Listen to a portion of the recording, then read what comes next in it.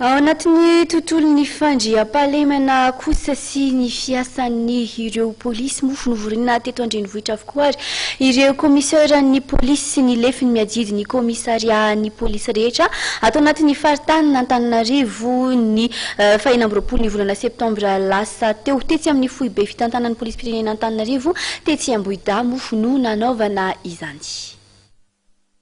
Ho fanatsarana sy ho fampivoarana ny asan'ny polisy pirenena mba hanamafisana ny fitokisan'ny vahoaka ny polisy pirenena izay mitady tsy ho maro toerana tatoato raha tarafina amin'ny zava-mitranga tany Mananjary, Mandritsara, Mananaravatra, Rambilobe farany teo. Raha ny fahatsapan'ny polisy pirenena ny zava-misy tamin'ireo toeran'ireo dia mihamasika amin'ny vahoaka noho ny zava-misy ateraky ny krizy eto amintsika ka mitady mahazo vahana amin'ny fitsaram-bahoaka. Napatsiahivina fa tsy araka ny lalàna nefa izany fitsaram-bahoaka izany ary tera-doza ho an'ny fiarahamonina malagasy ka tsy maintsy sorohana.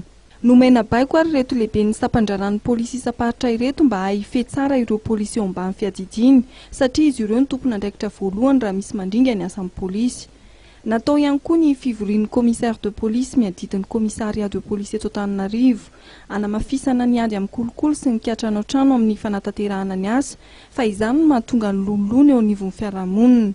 No atritraterina nandritra n'ity fivorian'ity ihany koa ny tsy fiandaniana amin'izao fividianana izao.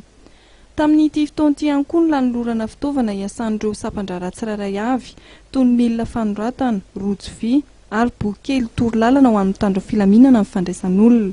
Ny taleparitry ny polisy pirenena eto Antananarivo, ny contrôleur général de police Rakotondrainy voniny Panuel Makera no nitarika amin'ny fivorian'ny commissaire de police sy ny lefiny miadidy ny commissariats de police avy eto amin'ny Faritanin'Antananarivo izay nitanterahana ny alakamisy teo.